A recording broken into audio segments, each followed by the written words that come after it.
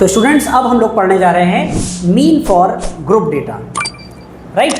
तो अब हमारे पास जो डेटा का टाइप है वो ग्रुपिंग का है, और ग्रुपिंग में हमारे पास क्या क्या चीज़ें हम लोगों के पास होती हैं वो देखते हैं हम लोग। तो ग्रुप डेटा में सबसे पहला हम लोग पढ़ेंगे मीन फॉर डिस्क्रीट डेटा। तो डिस्क्रीट डेटा कह लो या आप डिस्क्रीट सीरीज़ कह लो। तो डिस्क्रीट सीरीज़ क्या होती है, जिसमें आपको एक एक्स का कॉलम दे दिया जाएगा, यानी कि एक डिस्क्रीट वेरिएबल होगा और उसके साथ उसकी फ्रीक्वेंसी होगी। डिस्क्रीट लेवल पे हम तब आते हैं जब हमारा डेटा का साइज़ थोड़ा सा बड़ा हो जाता है। तो डिस्क्रीट की सीरीज़ ध्यान रखिएगा किस टाइप की होती है। ये आपके पास एक एक्स होगा और उसकी फ्रीक्वेंसी होगी, ठीक है। तो ये हमारा जो वेरिएबल x1 है, यानी कि वो f1 टाइम्स रिपीट हुआ है, इट मीन्स दैट ये हमारी इसकी फ्रीक्वेंसी है। और इसी तरीके से हमारा ये x2 है और इसकी फ्रीक्वेंसी f2 है। This is x3, this is f3 up to so on, यहाँ पर xn, और इसकी फ्रीक्वेंसी भी हमारी fn हो जाएगी। तो इस डेटा का हम मीन पढ़ेंगे, और जैसा कि मैंने बताया था कि मीन हम लोग 3 मेथड से पढ़ते हैं। जैसा कि एक डायरेक्ट मेथड होता है, सेकेंड वन हमारा शॉर्टकट मेथड जिसको एज्यूम मीन वैल्यू मेथड के नाम से जानते हैं, और तीसरा हमारा स्टेप डेविएशन, ठीक है। स्टेप डेविएशन के बारे में भी मैं बात डिस्कस करूंगा और उस पर भी आऊँगा। तो सबसे पहले हम लोग डायरेक्ट मेथड पर बात करेंगे। तो जो हमारा डायरेक्ट मेथड है,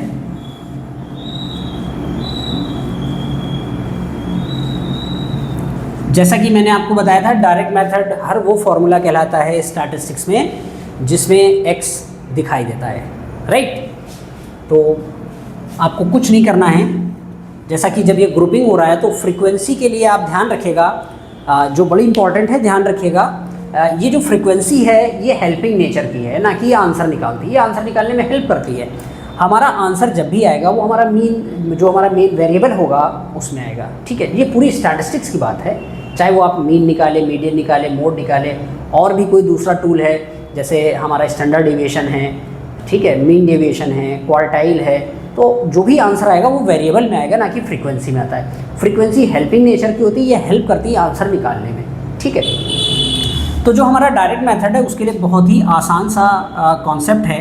जो मीन का फॉर्मूला होगा उसके लिए आपको कुछ नहीं करना है, सिर्फ और सिर्फ आपको इन वेरिएबल्स का मल्टीप्लाई कर देना है, राइट। तो आपको x1 से f1 का मल्टीप्लाई करना है, ठीक है। So this will B f1 x1, this is f2 x2, this is f3 x3 up to so on, so this will be fn xn, right। अब इसके बाद हमारे पास क्या होता था, सम ऑफ ऑब्जर्वेशन। अगर हम वेरिएबल का इस फ्रीक्वेंसी से मल्टीप्लाई कर रहे हैं, इसका मतलब ये सम ऑफ ऑब्जर्वेशन देंगे। तो हमारे लिए जो काम की चीज़ है ये काम की चीज़ है और ये काम की चीज़ है। तो इसका जो हमारा मेन फाइनल फॉर्मूला बनेगा सम ऑफ ऑब्जर्वेशन में, आपके पास जो ये fx है, इसको सिंपल नोटेशन में हम सिग्मा fx कह देंगे, राइट। मतलब जो भी कॉलम होता है उसका समेशन यहाँ पे लिखा जाता है। और इसी तरीके से जो हमारा फ्रीक्वेंसी है तो इसका जो सिग्मा f लिखा जाएगा। बस अब कुछ नहीं करना है, हमारा सिंपल सा फॉर्मूला है, that will be sigma fx upon sigma f, right. तो ये हमारा फॉर्मूला आ गया। This is formula for the direct method for the discrete series, right. तो ये हमारा x bar is equal to sigma fx upon sigma f। तो इस कॉन्सेप्ट की आप अगर स्क्रीनशॉट लेना चाहते हैं तो स्क्रीनशॉट ले लीजिए, फिर इसका क्वेश्चन सॉल्व करते हैं।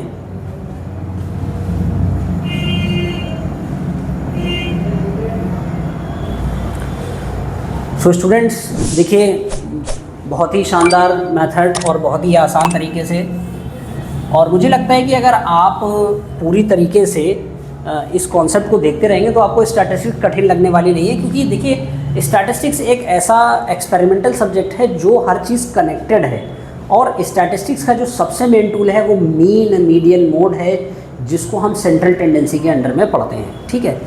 बाकी और भी चीज़ें मैं आपसे डिस्कस करूँगा। अब हम लोग सिंपली एक क्वेश्चन सॉल्व कर रहे हैं इसी कॉन्सेप्ट का, राइट। तो कहता है find the mean of given distribution right. तो ये हमारे पास क्वेश्चन है जिसमें x गिवन है और f गिवन है। This is 5, 10, 15, 20 and 25. These are the frequency 2, 3, 5, 10 and again 5. Clear? ये हमारा क्वेश्चन है और हमको इसका आंसर निकालना है। तो देखिए यहाँ पे लिखा हुआ है find the mean of the given distribution. तो सोल्यूशन में देखिए क्या करना है हमको, कुछ नहीं करना, बहुत ही आसान सा है। यहाँ पर आप क्या कर सकते हैं, पहले आप फॉर्मूला लिख लीजिए। देखिए फॉर्मूला लिख लेने से हमको ये फ़ायदा मिलता है कि जो हमारी जो टेबल होती है इसके कॉलम्स रटने नहीं हैं आपको बच्चों, ध्यान रखिएगा। बच्चे याद करते हैं, रटना नहीं, याद करने वाली चीज़ आपकी ये है फॉर्मूला। और इसकी भी एक टेक्नोलॉजी मैं आपको सिखाऊंगा आगे वीडियो में कि किस तरीके से हम आसानी से फॉर्मूलों को भी याद रख सकते हैं। तो आप क्या करेंगे, यहाँ पे इसका फॉर्मूला लिख दीजिए sigma fx upon sigma f। तो आपको करना क्या है, कॉलम इसी से ही आपको याद हो जाएंगे। देखिए ये जो पोर्शन आपको दिख रहा है, आपको ये कॉलम बनाना है और आपको ये कॉलम की ज़रूरत है। तो देखिए एक कॉलम ऑलरेडी आपको गिवन है और आपको ये कॉलम बनाना है। तो आप क्या करेंगे, यहाँ पर f इंटू एक्स। तो हमारे लिए ये टेबल को नहीं रटना है हमको, ठीक है। बहुत सारे ऐसे क्वेश्चन होंगे जिसमें टेबल बहुत लंबी होगी, यहाँ पर केवल 2-3 कॉलम है तो हमें समझ में नहीं आ रहा है कि ये ऐसा है, ठीक है। तो ये तरीका आपको ध्यान रखना है कि आप फॉर्मूले पे ध्यान रखिए तो ऑटोमेटिक ये टेबल आप बना लेंगे, आपको टेबल को रटने की ज़रूरत नहीं है, ठीक है। तो देखिए आप इसको मल्टीप्लाई करेंगे 2 इंटू 5, ठीक, that will B 10, 3 into 10 that is 30, 15 into 5 75, 15 5 75 that is 200 और ये हमारा 125 हो जाएगा। क्लियर है? अब इसको हम ऐड कर देंगे क्योंकि हमको इनका समेशन चाहिए, sigma stand for sum. Clear है? तो इसको हम ऐड कर लेंगे 5 5 10 कैरी 1 2 एंड 3 5, 5 एंड 7 12, 12 और 2 14 carry 1 1 and 2 3 and 1 4, this is 440। इसको ऐड करेंगे 5 5 10 15 20 25। तो हमारे पास दोनों वैल्यू बच्चों तैयार है। तो हमारे पास x bar is equal to, this is the value of, ये वैल्यू सॉरी सिग्मा fx की है और ये आपकी वैल्यू सिग्मा f की है। ये दोनों वैल्यू यहाँ पुटअप कर देंगे। So that will B 440 upon 25। अब इसको बच्चों रिड्यूस करके आंसर हमारे पास आ जाएगा, ठीक है। तो इसको भाई डिवाइड करने के कई सारे तरीके हैं, ठीक। तो आप इसको डिवाइड कर लीजिए। मैं इसमें 4 से मल्टीप्लाई और 4 से डिवाइड कर रहा हूँ तो डिनोमिनेटर में 100 बन जाएगा और ये बन गया 0, 4 4 जा 16 कैरी 1, 4 4 जा 16 1 17, ठीक, 0 4 4 जा 16 16 1 17। बच्चों देखिए डिवाइड करने के और बहुत सारे शॉर्टकट्स होते हैं, तो ये एक बड़ा आसान तरीका है डिनोमिनेटर 100 बना के। आपको जैसे लगे सॉल्व करने के लिए आप वैसे सॉल्व कर सकते हैं। So answer will be 17.6। This is final answer. तो ये हमारा डायरेक्ट मेथड हुआ। आप इसको एक बार स्क्रीनशॉट ले सकते हैं।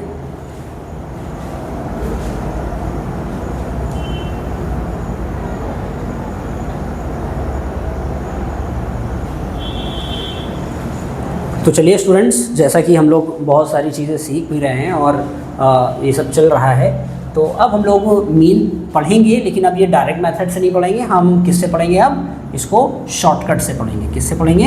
शॉर्टकट से। कोई बता सकता है कि शॉर्टकट का दूसरा नेम क्या था? शॉर्टकट मेथड का दूसरा नेम क्या था? ये डायरेक्ट मेथड था। शॉर्टकट का दूसरा name assume mean value method था, ठीक है। तो देखिए यहाँ पर हमारे पास x वेरिएबल था और f था। तो पहले जनरल कॉन्सेप्ट पढ़ेंगे, x1 x2 x3 up to so on, so that will xn and f1 f2 f3 fn। तो स्टूडेंट्स आपको जो गिवन होगा वो x और f गिवन होगा। जैसा कि हम लोगों ने बात किया था कि शॉर्टकट के लिए हम लोग d वेरिएबल का इस्तेमाल करेंगे और जब हम x वेरिएबल से d वेरिएबल को ट्रांसफॉर्म कर लेंगे तो x वेरिएबल के लिए किसी भी तरीके की कोई ज़रूरत नहीं होगी। इसका मतलब ये हुआ कि मैं इस x से वेरिएबल d निकालूंगा और d को निकालने का टेक्निक क्या बताया था? आपको कुछ नहीं करना है, सिर्फ और सिर्फ एक एज्यूम वैल्यू ले लेनी है। तो आप इसमें किसी को भी एज्यूम ले सकते हैं। तो ये हमने इसको एज्यूम में वैल्यू ले लिया x2, तो हमारे पास ये बन जाएगा x minus a, so that is x minus x2। So this will B, देखिए फिंगर रख लीजिएगा, बच्चे बहुत सारे गलत कर देते हैं, यहाँ से गलती हो जाती है, फ्रीक्वेंसी से माइनस कर देते हैं। यहाँ पे तो नहीं होगा, लेकिन नंबर्स होते हैं तो नंबर्स गलती कर देते हैं। This will B x1 minus x2, this is x2 minus x2, ये 0 हो जाएगा। This is x3 minus x2, again ये इस तरीके से लिखते जाएंगे हम, और ये बन जाएगा xn माइनस x2। तो बच्चों ध्यान रखिएगा, इसको D1 कहते हैं, ये आपका D2 है, इसी तरीके से इसको D3 कहेंगे, अप टू सो ऑन, ये हमारा बन जाएगा Dn, राइट। अब स्टूडेंट्स, मैंने आपको ये बताया था कि जब हम एक वेरिएबल से दूसरे वेरिएबल में आ जाते हैं तो हमारा इसका काम ख़त्म। अब हमारे लिए काम की क्या चीज़ें हैं, f है और d है, राइट। तो एक और भी बात बताई थी, ध्यान रखिएगा कि कभी भी जो वेरिएबल होता है फ्रीक्वेंसी के साथ हमेशा मल्टीप्लाई किया जाता है, ठीक है। कभी भी ग्रुपिंग डेटा की बात होगी तो वेरिएबल का ही मल्टीप्लाई फ्रीक्वेंसी से किया जाता है। तो अब हमारे पास जो अगला कॉलम बनेगा वो बनेगा f इंटू डी, क्योंकि अब हमारे पास इसका काम था नहीं, हमारे पास 2 कॉलम बचे हैं, तो इन दोनों कॉलम्स को हम मल्टीप्लाई कर देंगे, क्योंकि वेरिएबल को फ्रीक्वेंसी से मल्टीप्लाई किया जाता है। तो ये हमारे पास क्या बन जाएगा, f1 d1, f2 d2, f3 d3। बच्चों इसकी वैल्यू हमारी बेसिकली क्या है कि 0, क्योंकि हमने x2 को एज्यूम किया। तो ध्यान रखिएगा, हम हमेशा कोशिश ये करते हैं कि कैलकुलेशन को रिड्यूस करने के लिए होता है, तो हम वो फ्रीक्वेंसी जो सबसे बड़ी होती है उसके वाले वेरिएबल को हम एज्यूम कर लेते हैं, ताकि हमारा कैलकुलेशन और रिड्यूस हो जाए, राइट। तो हमारे पास ये f3 d3 आ गया, और इसके बाद हमारे पास ये fn और dn आ गया। अब इसके बाद जैसे कि ये कॉलम है, तो इसका sigma that is summation of fd आ जाएगा। अब स्टूडेंट्स, इसका जो फॉर्मूला होगा वो क्या होगा, आप बता सकते हैं क्या हो सकता है? चलिए ठीक है, तो x bar is equal to a plus this is sigma fd upon sigma f। तो ये हमारे पास एज्यूम मीन वैल्यू मेथड का फॉर्मूला ड्राइव होकर के हमारे सामने आ चुका है। तो अब हम क्या करते हैं, इसका जल्दी से एक स्क्रीनशॉट ले लेते हैं, और फिर इसी क्वेश्चन को हम शुरू करते हैं शॉर्टकट मेथड के लिए। सो स्टूडेंट्स, जैसा कि अब एक क्वेश्चन हम लोगों को सॉल्व करना है, तो अब हम लोग इसी क्वेश्चन को इस शॉर्टकट मेथड से, यानी कि एज्यूम मीन वैल्यू मेथड से सॉल्व करेंगे। तो देखिए, जैसा कि आप लोगों को पता है कि आंसर भी सेम आना चाहिए, है ना। जैसा आपने पिछले क्वेश्चन में देखा कि उसका जो आंसर आया था, मेथड चेंज होने से आंसर पर कोई फ़र्क नहीं पड़ता, आंसर वही आना चाहिए। और दूसरी चीज़ ये है कि हमारा कैलकुलेशन कम हो जाएगा, राइट। तो देखिएगा, ये मैंने यहाँ से हटा दिया। अब हम इसको सेम क्वेश्चन को हम लोग इस मेथड से करेंगे, जो कि हमारा एज्यूम मीन वैल्यू मेथड है। तो सबसे पहला स्टेप क्या होगा कि हम d निकालेंगे, यानी कि वेरिएबल चेंज करेंगे, ट्रांसफॉर्म करेंगे। तो इसमें से आप किसी भी वेरिएबल को एज्यूम कर सकते हैं। जैसे एग्जांपल के तौर पे एक बड़ी फ्रीक्वेंसी है, मैंने इसको एज्यूम कर लिया a, राइट। तो d इज इक्वल टू हो जाएगा x माइनस 20। तो हमें माइनस किस में से करना है, वेरिएबल से करना होगा। तो 5 minus 20 that is minus 15, 10 minus 20 that is minus 10, this is minus 5।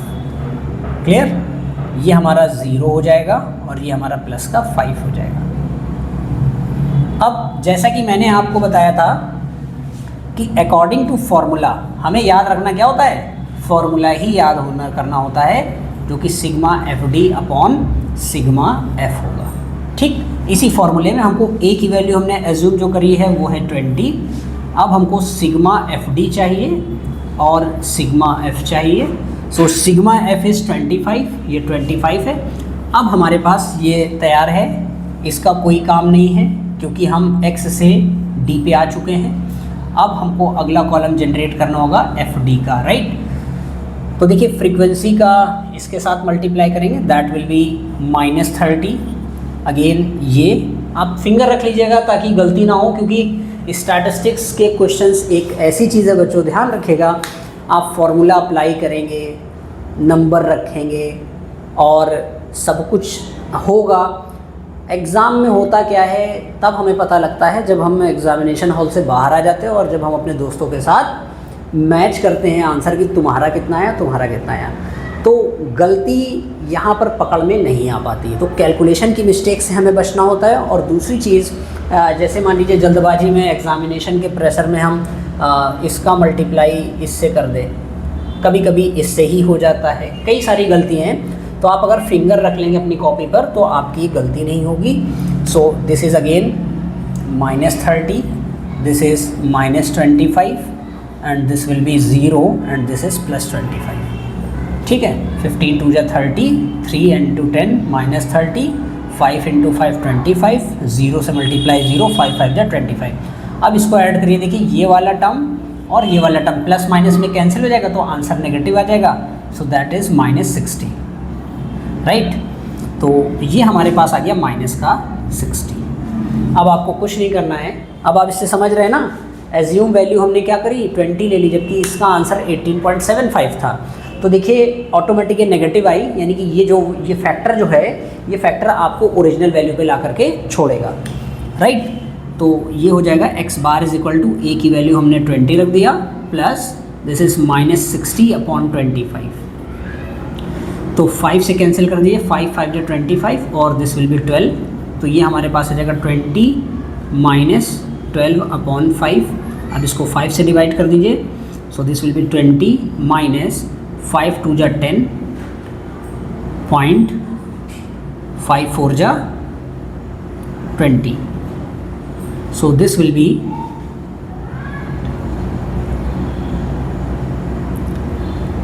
हाँ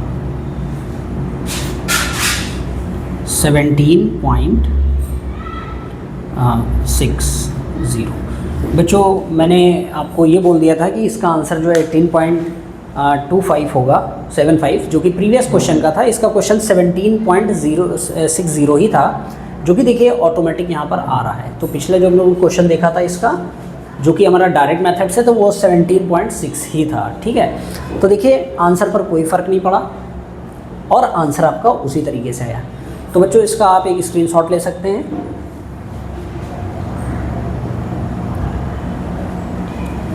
तो आज हम लोगों ने डिस्क्रीट सीरीज़ का मीन निकालना सीखा है। इसके साथ अब हम मीन पढ़ेंगे क्लास इंटरवल सीरीज़ की। क्लास इंटरवल सीरीज़ हमारी कौन कौन सी होती है, एक होती है कंटिन्यूअस और एक होती है डिसकंटिन्यूअस, एक होती लेस देन और एक होती मोर देन। तो मीन के लिए ये मैंडेटरी है कि आप क्लास इंटरवल जो हैं, क्लास इंटरवल के जो कंटिन्यूअस सीरीज़ है या डिस्ट्रीब्यूशन है, उसके लिए आप मीन के सेम फॉर्मूले इस्तेमाल करेंगे। ठीक है, और यहाँ तक कि अभी इसका एक तीसरा मेथड बचा है जिसका नाम है स्टेप डेविएशन मेथड। चलिए अब हम लोग स्टेप डेविएशन मेथड पे बात करते हैं। स्टूडेंट्स आप सभी लोग लगातार बने रहिए और एंजॉय करिए, और मेथड को आसानी के साथ पढ़ने के लिए आपको थोड़ा सा वक्त देना है। और उसके बाद आप स्टैटिस्टिक्स का एक बार पैटर्न सीख गए तो आपको कभी स्टैटिस्टिक्स पढ़ने की ज़रूरत नहीं है। तो स्टूडेंट्स अब हम स्टेप डेविएशन पे बात कर रहे हैं। ठीक है, तो हमारा अगला फॉर्मूला होगा मीन का, स्टेप डेविएशन का फॉर्मूला। तो स्टेप डेविएशन के लिए बच्चों ध्यान रखिएगा, सबसे इम्पॉर्टेंट बात यह है कि स्टेप डेविएशन यानी कि जो स्टेप का साइज़ है वो हमारे पास इक्वल होना चाहिए। अगर स्टेप का साइज़ इक्वल नहीं है तो इक्वल बनाइए। ठीक है, तो इक्वल होना बहुत ज़रूरी है। इक्वल है तो ज़्यादा आसानी से हम कर सकते हैं। इक्वल बनाने एक अलग बात है। तो जो अगर बात की जाए कि तीनों मेथड में से बेहतर कौन सा मेथड है, तो ये आपकी चॉइस है, आप किस मेथड को आसानी से समझते हैं। जहाँ तक मेरी बात है, अगर मुझे कभी भी स्टैटिस्टिक्स सॉल्व करनी होती है किसी भी चीज़ को लेकर के, यानी कि चाहे मीन हो या मीडियन हो या मोड हो, तो मुझे जो फॉर्मूले अच्छे लगते हैं वो इस शॉर्टकट मेथड यानी कि एज्यूम मीन वैल्यू मेथड है। ठीक है, तो चलिए उसकी बात अलग करते हैं। अब हम यहाँ पर बात करेंगे स्टेप डेविएशन मेथड।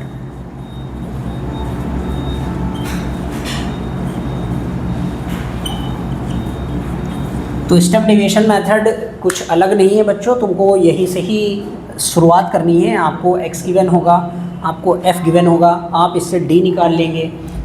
अब करना क्या है, कि आपके पास मैंने एक पैटर्न बनाया था कि x से हम d फाइंड करते हैं और d क्या होता है x माइनस ए, और इसी तरीके से d से हम u फाइंड करेंगे, that will B d upon h, और d अपॉन h को लिख दिया जाता है x माइनस ए अपॉन h, और h यहाँ पर स्टेप साइज होता है। तो ध्यान रखिएगा जब हम वेरिएबल को ट्रांसफॉर्म करते हैं, अगर x से d पे आ गए तो x का काम ख़त्म हो जाता है। इसी तरीके से अगर हम d से u पर आ जाएंगे तो d का भी काम ख़त्म हो जाएगा। तो जैसा कि ये x था और f था, हमने d फाइंड कर लिया। अब हम इस d से क्या फाइंड करेंगे, u फाइंड करेंगे।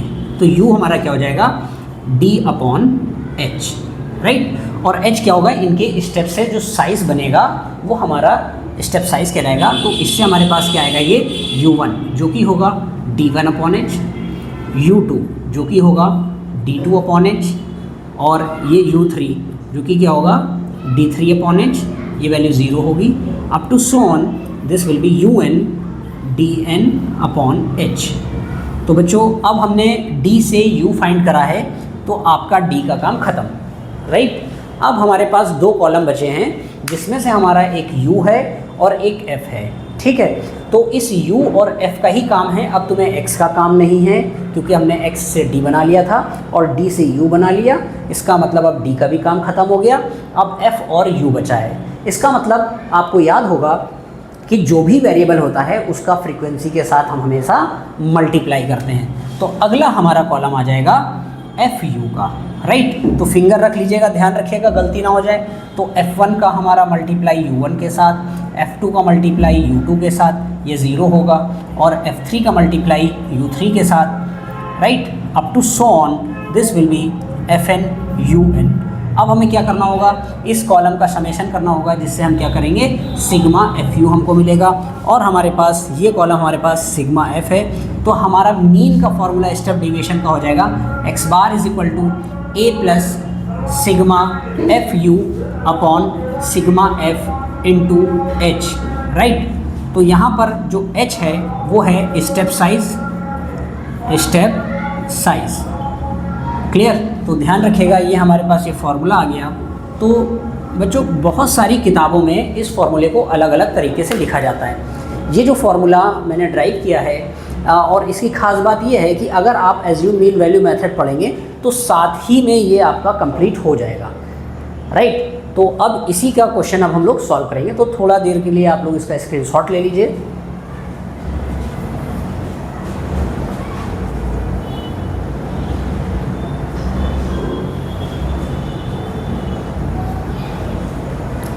तो स्टूडेंट्स अब हम लोग एक काम ये करते हैं कि इसी फॉर्मूले से रिलेटेड हम लोग अब क्वेश्चन सॉल्व करेंगे, ठीक है। एक नया क्वेश्चन ले लेते हैं इसमें।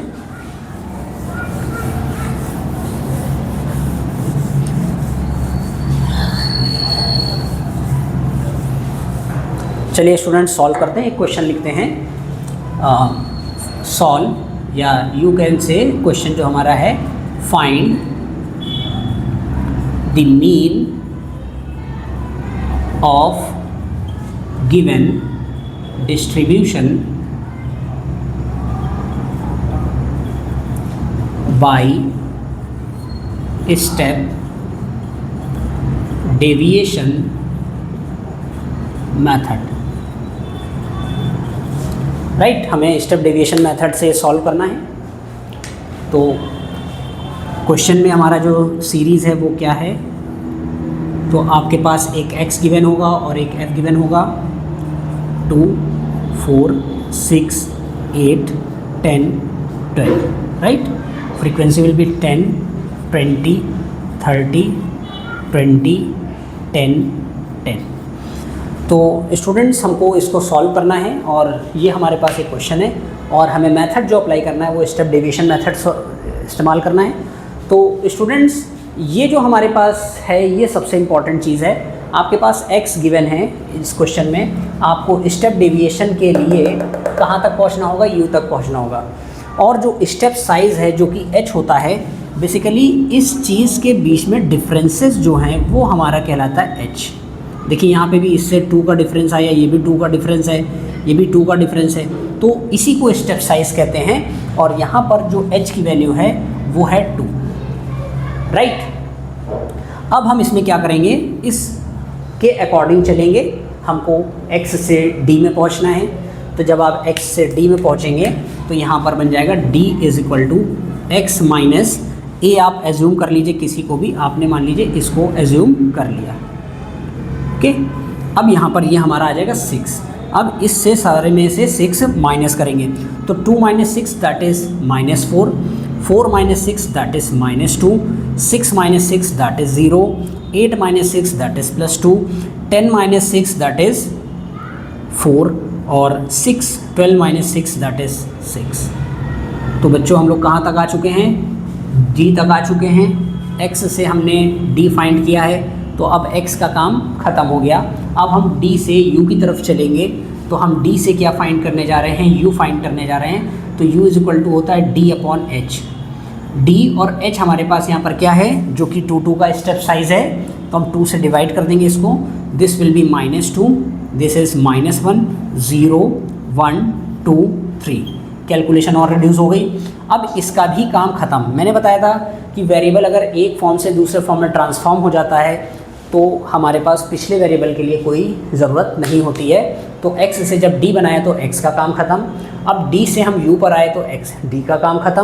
अब हमारे पास 2 कॉलम बचे हैं जो कि f और u के बारे में बचा है। और ये भी बताया था बच्चों आपको कि जब भी हमारे पास एक वेरिएबल और फ्रीक्वेंसी का कॉलम है तो आपको फ्रीक्वेंसी के साथ वेरिएबल को मल्टीप्लाई करना है। फिंगर रख लेंगे। So that is -20, this is -20, this is 0, this is 20, this is 20 again, this is 30। और अब इसके बाद आपके पास ये फॉर्मूला गिवन है। सॉरी, यहाँ वेक्टर नहीं लगेगा। सो a हमारे यहाँ पर क्या है? That is 2, 6, that is 6। अब हमारे पास सिग्मा f कितना है? Sigma f summation of the frequency होता है। तो इस फ्रीक्वेंसी का आप ऐड करेंगे। सिग्मा रिप्रेजेंट करता है फ्रीक्वेंसी कॉलम के एडिशन को। सो दैट इज़ 10, 20, 30, 30 और 30, 60, 60 एंड 40, 100। राइट, एक बार फिर से देख लीजिए। 10, 10, 20, 20 और 20, 40, 40 और 30, 70, 90, 100। तो सिग्मा f हमारे पास 100 आ गया। राइट, अब हमें चाहिए क्या? Sigma fu। Sigma F you हमको यहाँ से मिलेगा। तो -20, -20, +20, +20, तो ये वाला माइनस का 40 हुआ और ये सब मिल करके प्लस के 70 हुए। तो यहाँ से प्लस का 30 आ गया। तो ये हमारा आया है प्लस का 30। अब ये सारी वैल्यू उठा के आपको क्या करना है? इस स्टेप डेविएशन मेथड के फॉर्मूले में पुट अप कर देना है। So this will be x bar is equal to a की वैल्यू हमारे पास है 6 प्लस सिग्मा fu की वैल्यू हमारे पास आई है 30 और हमारे पास सिग्मा f की वैल्यू आई है 100 और हमारा स्टेप साइज़ जो h है वो बेसिकली 2 है, यहाँ पे दिया हुआ है। तो ये हमारे पास हो जाएगा 6 प्लस 60 अपॉन 100, राइट। 32 जा 60। अब इसको हम डिवाइड करेंगे, एक 0 से 0 कैंसिल हो जाएगा। इसको जब डिवाइड करेंगे तो बन जाएगा 6 प्लस 0.6, 10 से डिवाइड किया तो हमारे पास मीन का आंसर जो आ जाएगा इस सीरीज़ के लिए 6 प्लस 0.6, जो कि फाइनल आंसर हमारा बनेगा 6.6। This is final answer of the observation. ठीक है, तो स्टूडेंट्स हम लोगों ने 3 मेथड पढ़े हैं मीन के लिए और वो भी डिस्क्रीट के लिए। ठीक है, ध्यान रखिएगा हमारी पूरी स्टैटिस्टिक्स में कुछ टूल्स को छोड़ करके केवल 2 ही टाइप के फॉर्मूले होते हैं। एक फार्मूला होता है सिंपल यानी कि अनग्रुप डेटा के लिए और एक फार्मूला होता है हमारे पास ग्रुप डेटा के लिए। बाकी अगर हम बात करें मीडियन की और मोड की तो इनके 3 डेटा के लिए अलग अलग फार्मूला होता है। यानी कि क्लास इंटरवल में भी जो हम फार्मूले इस्तेमाल करेंगे वो यही फार्मूले इस्तेमाल करेंगे, कुछ अलग नहीं होंगे। यानी कि अगर हम क्लास इंटरवल के कंटिन्यूअस के लिए ध्यान से देखें तो क्लास इंटरवल के कंटिन्यूअस के लिए भी आपको इसी के फॉर्मूले इस्तेमाल करने हैं। डायरेक्ट फॉर्मूले के लिए x bar is equal to sigma F X upon sigma F, shortcut के लिए x bar is equal to A plus sigma F D upon sigma F, और स्टेप डेविएशन के लिए x bar is equal to A plus sigma F U upon sigma F into H, right. तो फॉर्मूले पे कोई change नहीं है, बस आपको क्वेश्चन का टाइप बदलेगा। यानी कि हमारी जो सीरीज़ है, जो ग्रुपिंग है, वो हमारी क्लास इंटरवल में होगी। ठीक है, तो हम लोग कंटिन्यूस सीरीज और डिसकंटिन्यूस सीरीज लेस देन और मोर देन के लिए भी आगे हम लोग पढ़ेंगे, राइट। इसका स्क्रीनशॉट ले लीजिए।